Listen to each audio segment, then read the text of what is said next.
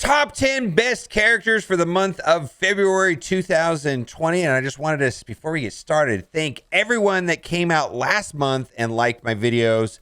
One of my most liked video for the entire month was my top 10 best characters for January 2020. And we're going to get into the list right away. And I want to say it's in no particular order.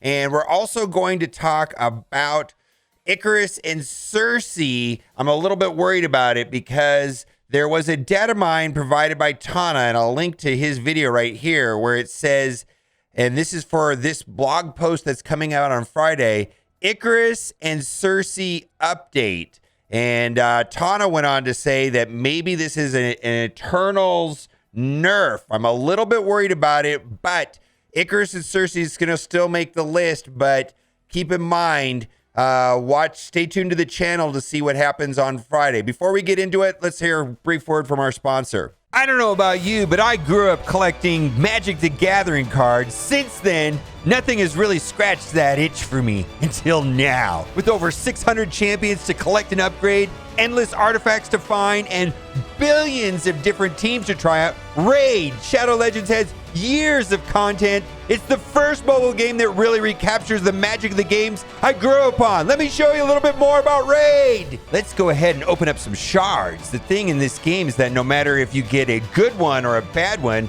they're still useful. Cage Breaker, oh my god, look how cool he looks. And if they're a good one, you can level them up and use them. What are we gonna get? Bad ones, you can sacrifice them in order to level up your good champions. Another epic. Whoa. Zakira, look how amazing she looks. You can check out her reviews. There you go. Let's open up another sacred shard. Epic. Woo! Infernal Baroness. Oh, there you go. What? I heard it's better to open them on the weekend? What? Raid's got a ton happening this month with a fresh rotation of the brutal Hydra boss and a ton of events and tournaments every single day, with including some special Valentine's Day events where you can get your hands on a brand new legendary character. This is the best time to get started in Raid. If you click my link in the description or scan my QR code here, you'll get cool bonuses. We're talking a free epic champion, Aina, 200k silver, 1 energy refill, and 1 experience boost, and 1 ancient shard so you can summon awesome champions as soon as you get in game. Rewards will be available only for the next 30 days and only for new players. Boy, I really like Captain America Sam Wilson, and he easily makes this month's list because he's an important member of the Secret Avengers, and Secret Avengers are vital for the skill lanes in the Doom raids. And without a doubt, he's one of the best characters to be using right now. I love his Freedom Flight, which gives turn meter, and I love Stars and Stripes because it gives out ability energy. Both of those mechanics are just one of my two favorite mechanics. Plus, he's an amazing tank with an insane health pool. Love this guy. Easily makes the list. And like I said, this list is in no particular order. Next, we have to talk about Kestrel. Now, Kestrel has been the best single plug-and-play character in the game for some time right now. And the only two characters that I think are better as a combo would be Icarus and Circe. But as an individual character, I think Kestrel's the best. Outside of Dormammu, I guess, in Doom, but Kestrel. Also, what's notable about Kestrel is she has can go down 2 different lanes inside of the Doom raids, both the tech and the skill. I took her to gear tier 16. I think I'm going to get a lot of use of her in Dark Dimension 5. She's something else. Let me tell you, Kestrel easily makes this list as a top 10 character. Next, Dr. Doom, the reward for Dark Dimension 4. Boy, he is a one-man army when he summons his bots and then explodes them all. Also can be used in 2 lanes inside of the Doom raid, but really, he only gets used in the tech part of the raid. Also feel like I'm going to get good use out of him inside of Dark Dimension 5, so he was one of the first characters I took to gear tier 16. And he plays out like a mini-boss. I mean, seeing Dr. Doom on defense in Alliance Wars, you have to think and you have to play around it. You can't stun him, right? So Dr. Doom easily makes this list. Now, Adam Warlock has been added back onto the list, and the reason why Adam Warlock and Infinity Watch are making it back onto the list is because I feel like they're going to be a lot more important as the game goes on and as the game goes on to Grand Tournament, and teams that don't have specific tags where they're boosted, I believe are going to be important in that game mode. Right now, Infinity Watch is still one of the best teams inside of Alliance Wars, that along with Omega Red and friends, but still, Infinity Watch, even though they're not the top of the arena meta, they've been upset by the Eternals. They are very, very, very, very, very strong. And Adam Warlock gets put on defense quite a bit with it in the arena mode, just because he's a super strong tank. His safeguard mechanic in the Infinity Watch is over the top, amazing. Next, Circe and Icarus. The duality of these two characters, without a doubt, make the best two characters in the game. Them combined make the best characters in the game, like number 1 and number 2. They're bonkers! And that's why I'm worried that they're going to be nerfed. According to Tana's data mine, this Friday's blog post is going to have an Icarus and Circe update, and Tana suggests that maybe this is a nerf. It wouldn't surprise me, to be honest with you. I'd be very upset, but it wouldn't surprise me. What the deal is that makes them so strong is that they have this minus 25% turn meter rewind, reduced speed bar for all enemies. My goodness, that is amazing. If Circe's an ally, they have to be together, and both of them have that. They are dominant in every single game mode right now. Arena, Alliance War, and they've also made the Doom raids, the Mystic raids, along with the new Warriors, probably the easiest and the most consistent for clearing if any one of those lanes inside of the Doom raids.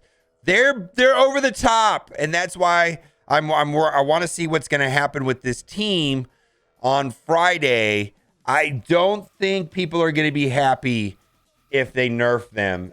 This game has never, I don't think this game's ever nerfed a characters. Other games do that, but this game so far has avoided having the need to nerf a character. But both of them together mostly is about the speed meta, reducing the speed bar by 25% when they go. Each one, they usually go back to back, and it is a very strong mechanic. This is a turn-based game, and anytime you can manipulate speed bar or reduce your opponent's speed bar or boost your speed bar, it's going to be a good thing in a turn-based game. Speed is the alpha stat without a doubt. Next on the list is Omega Red.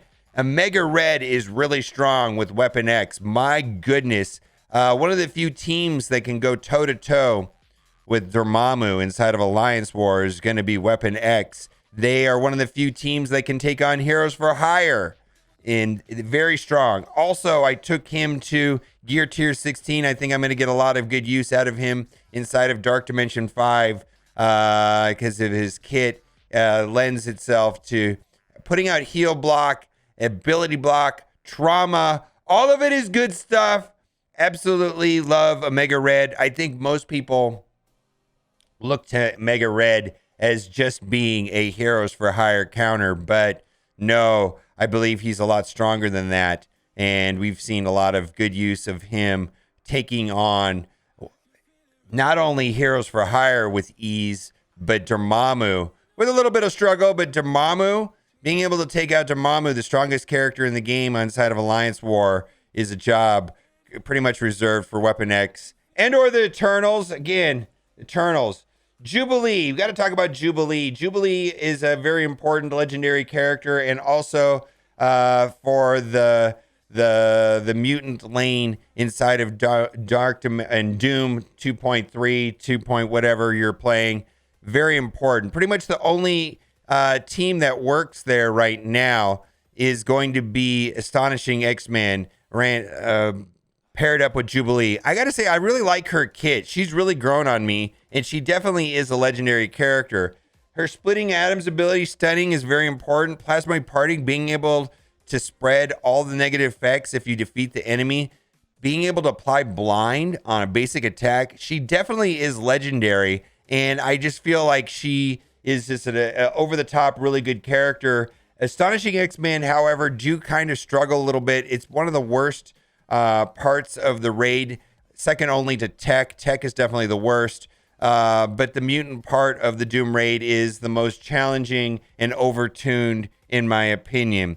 Next, we have to talk about Ghost Spider, and we're talking about the entire Web Warriors team taking over Doom by storm and just running over it. Boy, this is a raid team. Also, I'm going to say they're very, very useful on defense in Alliance War. I've seen them on defense on Alliance War. Kind of annoying to get through with all the dodges and the evades. My goodness. And Ghost Spider and Scarlet Spider are pretty much the leaders of the team. Pretty much if you're taking on Web Warriors, the one that I try to take out first is Ghost Spider. And also, I'm going to be taking her into Dark Dimension 5. So that is a big deal. This is a team you don't want to ignore. They definitely have replaced symbiotes inside of Doom 2. And then lastly on the list is Dormammu. We just had to put Dormammu on the list because he is the reward for Dark Dimension 5. And yes, he is very scary and very good and easily makes this list for the top 10. I do not have him unlocked. Not many people do at the time of recording this video. I think only 34 people have Dormammu unlocked. Boy, it has been months. Scopely, what are you doing?